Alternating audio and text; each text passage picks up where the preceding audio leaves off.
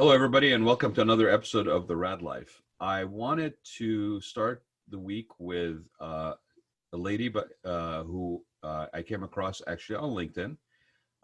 We happen to share interests in a couple of industries or sectors. Victoria Cramer, who is, I was just really thrilled by her title, so I had to have her on as a guest. Victoria Cramer is the Chief Amazement Officer at Lodging Dynamics. And so without further ado, I'm going to bring Victoria on. It's going to be an interesting conversation about the hospitality industry. It's going to be an interesting conversation about strategies, the opportunities that are presented to us right now with what we're going through. We've been kind of basically pushed into maybe abandoning some of our usual moves and playbooks. And that's not necessarily a bad thing. So with that, let me just bring Victoria on here. Good morning, Victoria. Are you there? I am. Good morning. How are you? Great. It's Monday. It's my favorite. It's Monday. It's still your favorite, even though you're kind of working out of a home. Yes. Oh. Yes. You know what? It doesn't stop me from still thinking it's the best day of the week to kick off a week. You can make every day epic, but Monday's kind of crucial because most people don't. They make it a little vanilla. So you think, you know what? It's interesting. I used to say that Mondays were like a blank canvas, and it's like, I asked the question of like, what are you going to create this week? Kind of like, here's your blank canvas. What are you going to create this week? That's right. So I like that. I think actually it's even more important to think about it that way when you don't have such a like an obvious break between your weekend and your week and the environment. Like, you're waking up and you're 4 or 5 feet away from, if you're lucky, you're 4 or 5 feet away from where you woke up to spend the rest of your day working, right? Yes. Fortunately for me, it's 2 levels. So good. I can keep it differentiated. Yeah. Yeah. You have an elevated literally level of sequestering. I appreciate it. Absolutely. Yes. Which you'd be grateful for right now, because I have 2 very rambunctious 6-year-olds, but they're on another level learning. Well, I started off by saying that, we've been kind of kicked into, maybe even dragged kicking and screaming a little bit into this sort of abandoning of what we have been a go-to game, books for us, or playbooks for us, or how to do things, and including this. I mean, I took a what is it called? A restoration yoga class the other day. Okay. And it was online, and it was via Zoom. And it was interesting is that the lady that basically was giving the class, she was probably limited to about 2 feet on one side of her bed, because she had a similar situation where it's like kids running around and all this stuff. So the only place that she could do this, but there was like 12 people on this thing. So it works.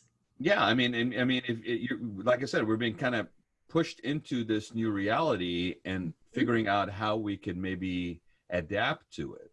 Right? Yes. It's funny. I think I've mentioned this to you before, but I've been a digital nomad working from anywhere for decades.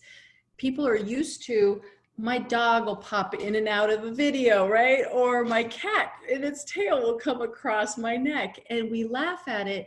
But it used to be an annoyance. Some people would be annoyed by it and be like, this chick's weird. I can't believe she can operate like this. And now people are so much, they'll hear a kid's voice in the background, and people welcome it, and they'll say, wait, show us who that is. And that didn't exist. I was just about to ask you to introduce your dog. Actually, you can't just show the dog and Oh, he just left. He was annoyed that I woke him up, I think. Wow. But, yeah, that was Rigsby. Oh, Rigsby. Okay. Well, maybe we'll get Rigsby before the end of the show. Might get him back. He might come back. We'll see. But I actually had a conversation this morning about content, and sort of, because I know you kind of you have dual roles, like you have your industry role with Lodging Dynamics, but then you also have a strategy and branding kind of side to you as well, right? And I want you to cover both of those. But the interesting thing with that hat on is I had a conversation this morning about, we joked in week 1 of coronavirus, or week 2 of coronavirus, that there's been a total loss of revenue from stop and repeats. Okay. Oh yeah. No stop and repeats. But then fortunately for printers, all of a sudden we started doing plexi shields and, decals on floors at grocery stores for 6-foot separations, right? So all of a sudden, here's another revenue stream that we didn't expect, and we lost this one. And there was very little selfies. Have you noticed that there's been very little selfies during this whole thing? I didn't process that till just now. You are so right. I, I think you're tapping into something that makes me a little bit nervous, but it has been a nice little change. So influencer market and micro influencers, that Wow. has taken a major change in dip. Yeah. I Yeah. can't stand in front of a new restaurant opening or a new car launching or be at a private jet terminal or what have you. All of that mindset has just gone out the window. And That's what dawned on me today, I'm not a person who spends any time other than kind of curiosity at this point with TikTok, for example. Okay. oh, yeah. But what I realized watching people do it is, and sharing more of that kind of content, I realize what I've been saying with my Golden Seal production side of things is that it's about, for me, it's about uncurated, um, kind of courageous, candid content. Yes. Okay, Yes. in Agreed. a time of like cacophony of content overload, right? And Mm-hmm. what dawned on me this morning is, I wonder if that shift is happening wider than I think, because I'm watching people that are basically spending more time digesting content from things like TikTok, which is totally candid, Mm-hmm. almost satirical, Yep. and with the voice filters and what have you. And I'm wondering how much of that shift as we go through this, because anything you do for more than 30 days becomes a new habit, right? Or Right. so to say.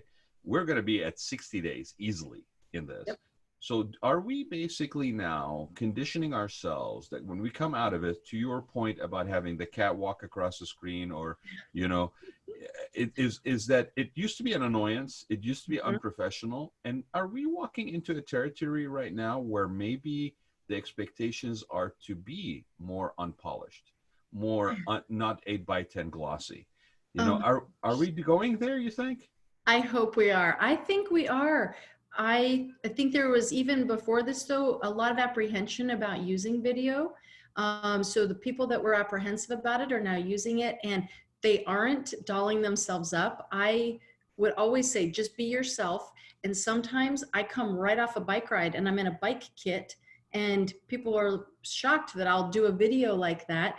But I think we're seeing more and more people get comfortable with video, get comfortable with just being themselves in Mm-hmm. whatever they're wearing. Mm-hmm. And fortunately, I haven't seen any pajamas yet. If it goes that far, I might ask for a Hey, timeout. hey, cameras only catch this much. That's right. I'll be like, come on, you That's can all at I'm least saying. doll up the first half, right? But no, I think you're right. I think the new norm is going to be yourself. Everyone else is taken anyway, so just be yourself. And I think showing up that way is probably going to be much more likely. Well, but that I mean, and to just kind of like go to your your hat with basically with branding and strategies. I think that's going to be for an interesting everything, right? From scripting to messaging to visualizing brands. I mean, it's not necessarily touchy feely as much as candid, Yeah. Yeah. unscripted. I mean, of course, it has to be strategic, but that's in your name right there. But it's like, I think, and that's kind of an interesting sort of alchemy of skills, right? I mean, Yeah. to be able to pull off a strategic messaging that is candid, authentic, Yep. honest. Yep. It's not commonplace, right? I mean, not everybody can actually pull that off. No, in fact, I'm still having lots of people sell to me, feel very uncomfortable. You can tell it's uncomfortable, but they do it anyway. And Tell me they're why, not, Victoria. Tell me why, because you provide a really interesting juxtaposition of viewpoint. You're looking at it from a professional filter, but you're also looking at it from a person who's being subjected to that kind of thing, which yeah, maybe 2-3 weeks ago you didn't care for, but you ignored. Now it actually has a yeah. stronger reaction from you. Correct. Yeah, you could deal with it a few weeks ago. Now it just comes across as blatantly uncaring. It's, Hmm. yeah, if you're being sold to right now, you feel like someone just does not care at all about you. Where before you'd go, they don't know about me, but they probably are just ignorant to that. They're Hmm. new, they're green. You'd give a lot of naivete, if you will. It's all right. Forgiveness. Yeah. There you Yeah. go. Yeah, Yeah. forgiveness. Now there's no forgiveness. It's just Mm, pure aggravation. And it's because you're expecting people to show up and act like the mayor of their community, where they really care to understand your pain points and meet you where that is, and then help you to solve some of that. And for some, there is more pain than others, but either way, you don't know what someone's going through. So to sell to them is cold, callous, and it's just uncaring. But if you can act like the mayor of your community and try to mhm, truly understand what somebody's going through, mhm. you may be able to help them in a way you didn't anticipate. But By the way, I love that term, mayor of your community. You know, the jaded side of me it says, yeah, I know some mayors that basically can be empathetic, like you're describing. But what you're proposing, is sort of, and I touched on this. Ironically, I touched on this one of the first conversations I had with a gentleman by the name of Jay Barbuda, who is the head of the Center on Leadership at Cal State Fullerton, and we talked about empathy, but we also talked about like humility, like as styles of leadership, right? And that's really what we're talking about, I think, here is when you say mayor of your community, your virtual community, your tribe, if you will, is that you have to you have to exhibit some of those skill sets, and you have to be authentic about it. I think that's the other thing is our bullshit, radar right now is very high, yes, right, on yes, every level. And so that's interesting. That's really a good point. And I'm kind of encouraged, to be honest with you, because I've always been in that camp of don't sell me, like, yeah, because I actually, to be honest, I even consider it lazy. Like from the yes, professional perspective, like people that are messaging or people that are developing brands or logos or identities, what have you, I consider it almost lazy. Like yeah, there's no authenticity to your brand. There's no soul. What is the soul of your brand, right? that's And right. if you're like everybody else, it's almost templated. That's, to me, Yeah. is not interesting. Um, what do you think? What do you think? Well, and so as a result of that, I think some people that are dinosaurs about that kind of thinking, to be honest, I don't know. I'm not, and I don't mean this maliciously. I don't think they're going to survive this. I think Oh, no. I think they'll be Yeah, gone. unless they can truly have a learner mindset right now and learn to adopt a different way of approaching their own brand identity, they will not survive. It's about being human. And right now, you've got to just be human, be authentic, and have a value system that allows for you to think about other people. And if you can do that, you're probably going to show up differently than the majority. The funny side product of this, I'm just thinking, is that you can fake it to a certain extent, or you can hire good skill set, basically people to fake it for you, right? But Mhm. but I mean, that's in part, there's sort of a little layer of marketing and branding. But that being said, excuse me, is if you really embrace this, and if you embrace this period to kind of self-reflect, what could be interesting is that you then have an authentic voice. You reconnect with the inner voice of yourself, and then that becomes the differentiator, that value proposition that really differentiates your brand. Everybody's watching how you're treating your employees, even if you're furloughing them or laying them off right now. Yes. You're going to have a huge pool of talent that is available, because, again, I remind everybody that this hit that we're taking right now is not based on economic indicators. It's not based on the health of the economy. It's based on a crisis of a different nature. Correct. And so, did you lay off all your people? Did you lay them off in a manner that, where your HR was responsible and allowed, maybe provided alternatives of, I don't know, self-growth classes, Yes. improvement of skill sets? Or did you just basically dump it and, it's your problem, you're on your own? Yep. That's going to come back one way or the other. Yep. Um, so, Uh, so yeah. I can tell you firsthand, I had only been for Lodging Dynamics, I had only been promoted to president by a week. And I went from having 800 employees to Mhm. having to furlough and 24 hotels to having to furlough. We have 60 left. right? So from 800 down to 700 and what do we have left? Like It's over 90%. over, exactly. And that was awful.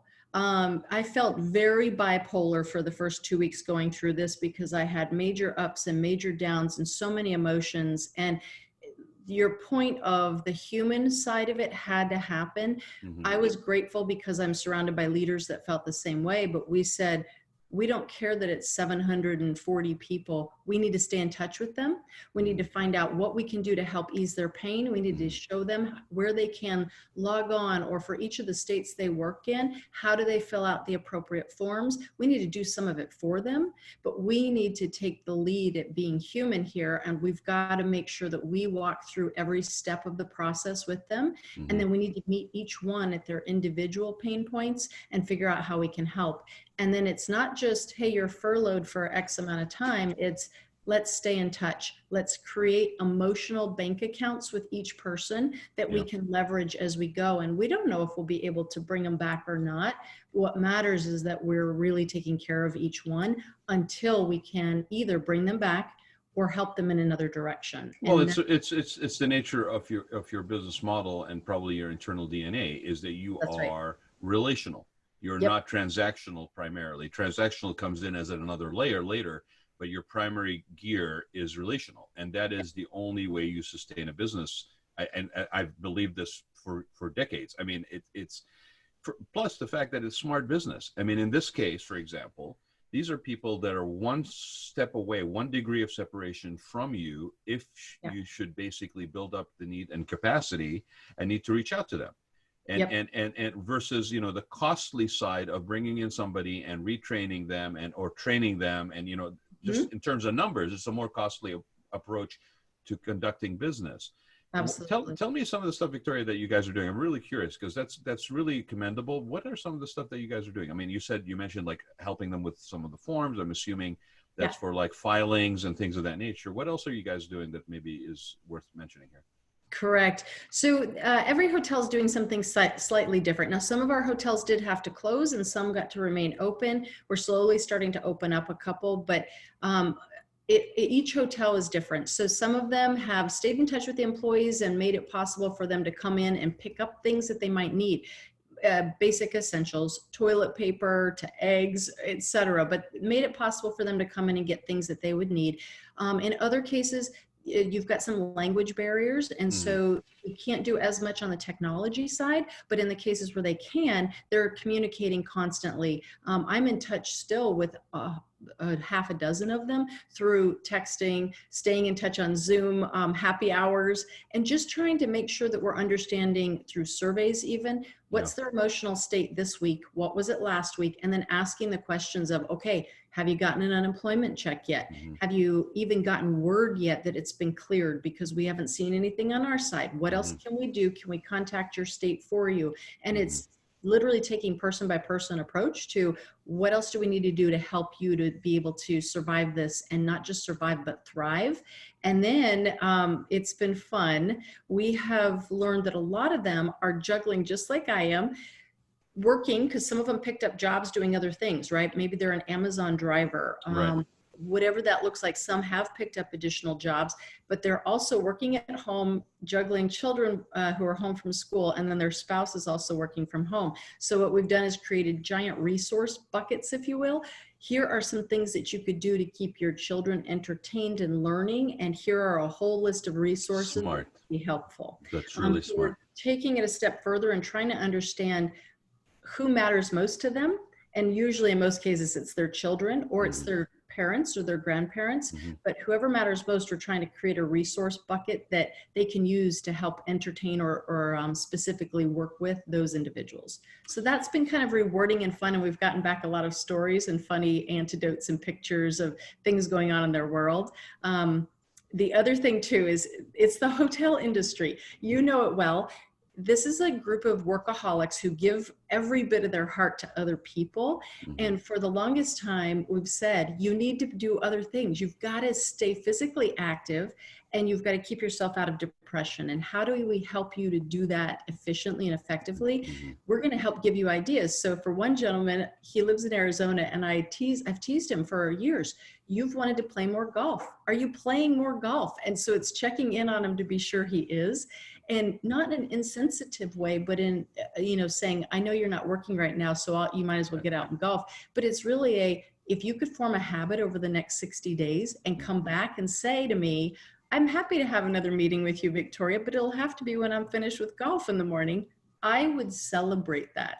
So it's kind of those check-ins too, to say what good habits are serving you well that we need to maintain when you do come back. And I think that piece of it is going a long ways. Victoria, it's funny because what you're describing, I think we have just, regardless of industry, right? There's always been sort of this at least pseudo interest. Now, I don't know to what degree is it just, superficial that we can claim that we do it versus our heart is really in it. But every industry has had this desire to sort of at least come across as being sensitive to its employees' needs, to establishing sort of a corporate culture, right?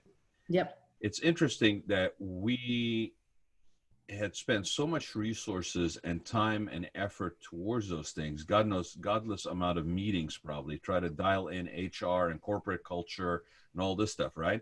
And here we are thrown by a crisis that's global. I mean, there's no way, you can't hide anywhere. Like you can't go on an island somewhere where this is spared, or be a multinational, or have properties across multiple states and say, well, New York is getting hit, but California will shore it up. Or Arizona is sort of, at the tail end, but we'll be fine. There's no hiding.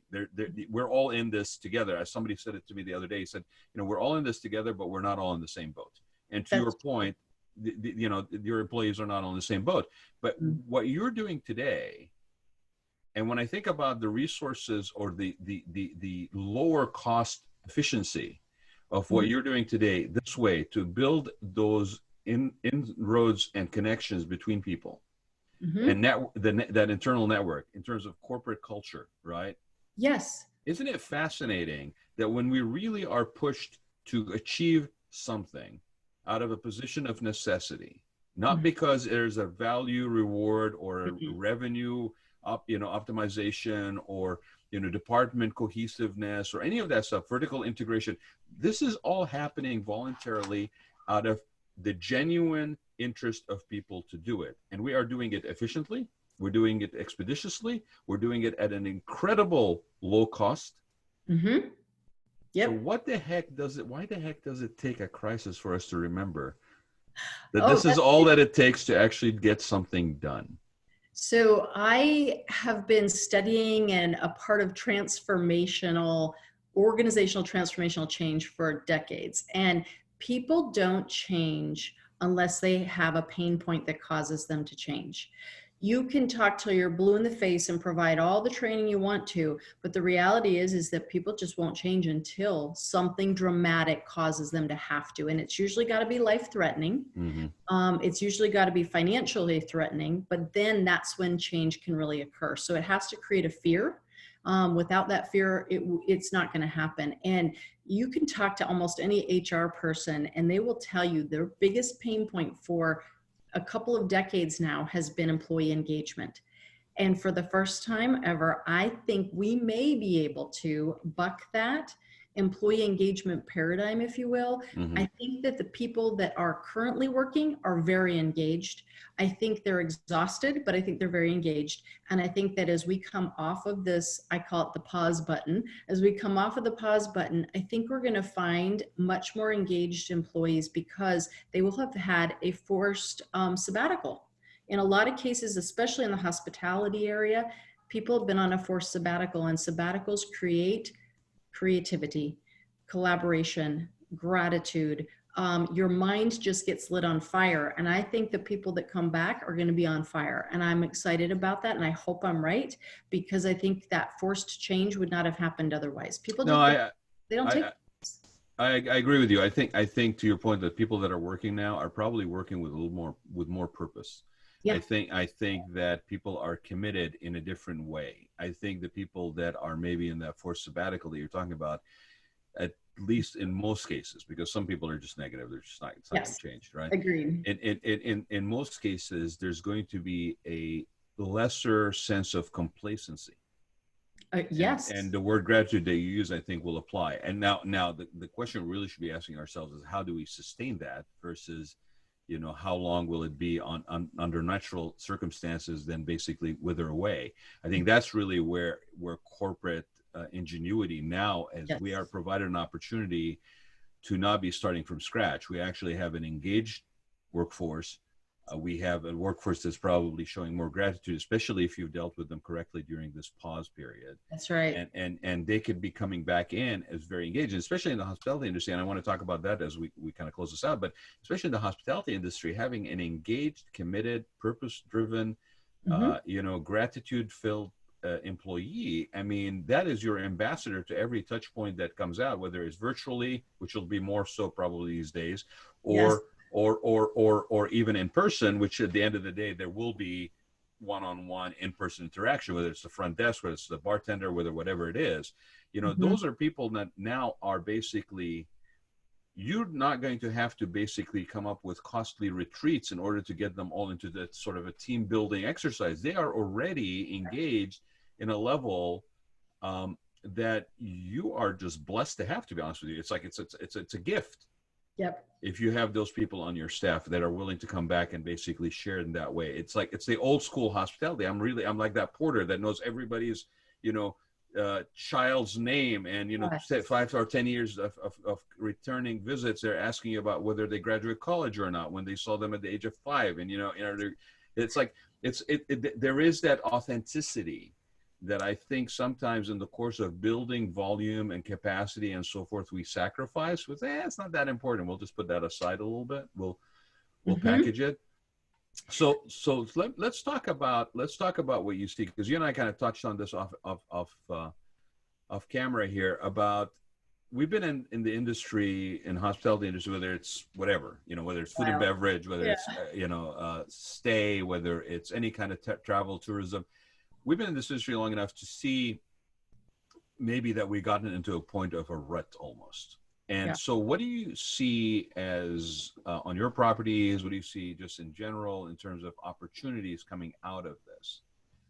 Take us on a journey. Yeah, so well, we could take you on either the employee journey or we could take you on the experience of the guest journey, but I think It's the it same. won't matter. Both will be very different. Um, I don't believe that we will return to the same place we were at. I keep asking my leaders, what are we going to do on the employee side to continue to ask individual questions of what's it going to take for you to be the most engaged, and how can Mm. you give less time but be more productive with the time that you do have, and what have you learned from your forced sabbatical, if you will. So I'm asking those questions. I want to make sure we continue to stay Well, focused on. because if you don't continue to do that, Yeah, well, speaking the to same that thing. point, speaking to that point of authenticity, right? Yeah. It's like, oh, well, you cared when I was on sabbatical, but now it's all changed. Like, that's not going to fly either, right? No, we have got to meet them at a completely different place. And I think that will be fairly natural for really good leaders, and especially in the hotel space, maybe even all of hospitality. I think these are leaders who truly do care, and it's very authentic. So Mm. I think that'll be sustainable. I think the piece that's going to be drastically different is the guest experience.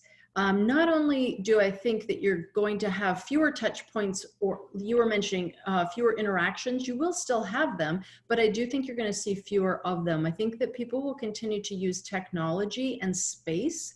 And instead of having an interaction 5 or 6 times throughout the day with a guest, I think it's going to happen once or twice. And it may be that people are using their technology to check in and actually unlock their door as Mm. opposed to getting an actual key. But I do think you're going to see space in restaurants. And I think you're going to see more of the things that we would normally kind of shun or stub our nose at. A plastic plexiglass distancer between a front desk associate and a guest. I Mm. don't think that's uncommon now. You look at even full service or Marriott hotels, Hilton hotels, you're Yep. seeing them. It's more Yep. commonplace. So I think some of that's going to continue to get ratcheted up.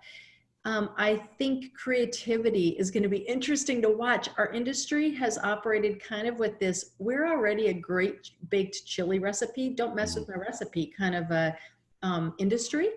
And I think it's time to kind of change up the recipe. So I think you're going to see some of that. I don't know exactly what it's going to look like, but I do think that this time is creating some opportunity for people to innovate.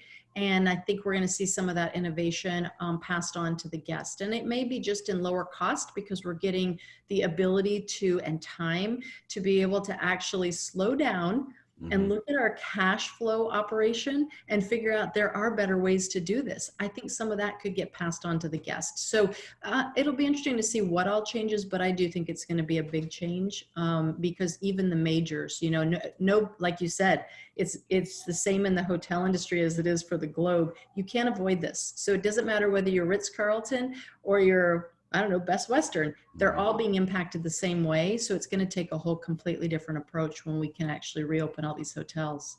Well, the thing that you mentioned as far as the touch points, I think the touch points nature may change because we are now maybe after this period a lot more comfortable in not having sort of that in person. But I'll tell you what I think is also going to be different. We've had technology interfaces before. We've been pushing for, oh, it's going to be the the electronic check-in, and it's going to be the sort of the Airbnb kind of idea of, there's a key in this box, or there's an Amazon locker or whatever, right? I think what's interesting about that is that interface before was a tertiary or secondary point of contact, as far as the industry, how the industry saw itself. And so with that being said, it ended up being something that was okay to have it be impersonal. Yes. I think that is going to change. I think we may be having less in-person points of contact, and we may have more virtual or electronic interfaces. But I think the nature of those interfaces now has to take on a lot more of a personal approach, a personality approach. It cannot be this sort of generic app-based developer thing. It has to have a soul in it. There has to be a soul in the machine, to quote an old song, right? I mean, it's like there has to be a soul in the machine, and it has to come across. And then add to that, that it has to be that same voice that you are basically packaging yourself and saying that you stand for. So if you can't have a third-party app that is now handling your technological interface that is not seamlessly engaging the client the same way that your in-person facilities are. It's an opportunity. It's a great opportunity. It really also, but the scary part of it, as always is the case with this, is that it requires vulnerability. It requires it really requires openness and vulnerability, and that is something that corporate structures do not do very well usually. No. Interestingly, I wouldn't say that we as leaders of our company came up with some of the cool solutions on our own. A lot of them came from the very creative folks at the hotel level. We'd ask, okay, we're running 3 to 12% occupancy. Who is still traveling? Who out there is still traveling that we could help? And what was very cool was to watch the ingenuity of some of the salespeople at the hotels, the sellers, come up with this idea. And they said, wait, there are a lot of people like the Victorias out there who are going stir crazy because they can't just disappear and go work quietly in a coffee shop. They're all closed. So what if we gave them a quiet hotel room to work in for a day use room, and we don't even use that room again for 3 days so that we can make sure that, the germs and the bugs are dead, and then we deep clean it and we let it sit for 3 days, and then we rent it out to the next person. But we could do day use rooms for people who are faced with 2 parents working in the same home and trying to homeschool children at the same time, and there's just no time for either one to be productive. Some of these businesses are you guys doing that? That's correct. Very innovative. We went out to some of the companies that had not previously had their employees working from home, and now they are, and said, we don't know if you're going through this, but we're feeling it. If you want the use of day use rooms here at our hotel, we're making them available so that you can use them as office space, and they're very private. You don't even have to check in at the front desk to get them to their room. And then here's all the things that we're doing safety and precaution wise to make sure that those rooms stay safe and healthy. And we're in a place where we can. When else are we at such low occupancies where we can promise someone we won't check another person into that room to use it after we deep clean it for 3 days? That's unheard of, right? But right now we can do that. So that kind of creativity is absolutely what's coming out through this forced sabbatical. What are some other things, Victoria? You piqued my interest, because that's kind of taking almost like the WeWorks component and Yeah, basically throwing it into a situation. And so, coming out of this, instead of basically bringing in a WeWorks, you might be operating a WeWorks arm similarly to a business center and putting it under the regular operations of that hotel management. I mean, correct. right? Yeah. There used to be kind of a taboo. You would never want to say that we could do a day use room. It had some taboo feeling to it in the past, right? And now it's like a WeWorks, only it's almost the antithesis of it, right? It's don't go social, go private and quiet, and go be solid and solo, and go work for 6 hours straight, and then go back to your crazy house home office, right? So yeah, I think there is a piece to it. I think as hotel occupancies come back, that will be harder and harder to do, Of but I do course. think it's still going to be possibility. Well, Absolutely. it'll be harder to do. However, if you start looking at development of a footprint of a Yes, hotel, and you allocate a certain square footage to that, I love it. Yeah. manage it that way, because what it does is it finds that sweet spot between a Solo Salon or a Phoenix Salon short-term lease, Yeah. 100 square feet, and the shared workspace or complete leasing of an office within a WeWorks. This is providing you with a rentable accommodation space for a function, and it's and it Absolutely. and it's in an environment that has other support amenities that could also be benefit. I mean, it could almost be developed into as part of, if you're a property that has a membership base, this could Yeah. almost be a membership. It's where you go work out. The other thing you and I talked about, and I think it was a fascinating conversation I had a couple of weeks ago, about how the hotel industry is stuck, or hospitality is stuck in its own way of doing things for over and ever. And to your point, it's a chili recipe I don't want to mess with, right? Yeah. Missed out on being basically the winners in the gig industry, in the gig economy. I mean, you got hotel properties that have commercial kitchens. The commercial kitchens are not constantly being utilized. How come those properties, especially under large chains with distribution channels, did not Yes. add a delivery component and become the Grub hubs? How come Hyatt did not become the Grub hub, right? Out Exactly. there, or the Uber Eats, right? I mean, Yeah. we Yeah. had the infrastructure, but we did not see that opportunity, Correct. right? And now it could be Mhm. that property, it's only maybe, I don't know, 50% of how we basically operated a property before. Maybe Yeah. it's now, and this is something that we discussed in the spa side of things, is that you really have to be a lifestyle brand. And I Yeah. think, Yeah. right? And I think to a locale and property location level, I mean, if you are a lifestyle brand, now corporate can obviously provide that layer of support and infrastructure and all the stuff that is needed as well. Mhm. But on the individual property level, if that property actually engages with their community as, if you will, a mayor of the community beyond just even their staff, and Correct. then becomes an actual integral part as a lifestyle brand into your life, where you no longer are working at the office. You're working maybe 2 3 days in an office environment and 2 or 3 days in a home environment. But to your point, you Hybrid. got kids, you got cabin fever, whatever it is, and here's a property that is a hospitality property in your neighborhood that allows you an alternative to that. Mhm. Okay, you Yeah. got two. It's a two parent working two working parent household. That's two clients of yours that you just added to your roster of hotel goers. They're Yes. busy, so they don't want to basically make food, but they have certain nutritional guidelines and things that they want to make sure that they get out of their food. So now you become a pre-prep meal Mhm. location. Yep. You then have a fitness component and a lifestyle and nutritional reprogramming component to your offering. Now, all of a sudden, you become basically a partner in that person's life, Yeah. Yeah. and, and you're making money all over the place. I mean, there's levels of ad service that you're charging for, but it's definitely more of an authentic. We are in this together. We are part of your wellness as far as community, as far as mental well-being, as far as family relational dynamics. Yeah, I mean, it's kind of an exciting time, actually, if we embrace it. It is. I can't wait till it'll be interesting when we start to see what all of the different schools do as we come back out of this. Let's say that hypothetically, everyone goes back to school in Good the point. fall. They're not going to go back to school in the same way that they did, right? So Right. you're going to probably see some big changes in the way that even kids are, I believe, we'll see big changes in the way kids are going to school. You may not have them going to school the same hours that they were before because they want to have smaller class sizes or more spread out.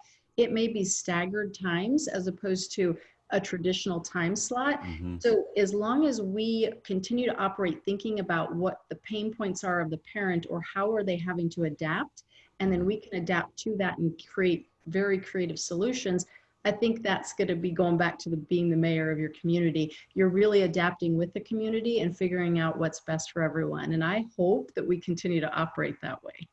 Well, long distance learning. I mean, Yeah. it Yeah. was a sort of an ironic situation in the state of California. January 1st of this year, there was there was a law passed last fall that went into effect January 1st that basically put a moratorium on long distance learning. That was January 1st. Wow. Right. By March 1st, and it was driven by special interests and people that basically had, vested interest in basically keeping things more one-on-one person. And nothing wrong with that. But what the irony is, life happens when you make plans. So that was January 1st.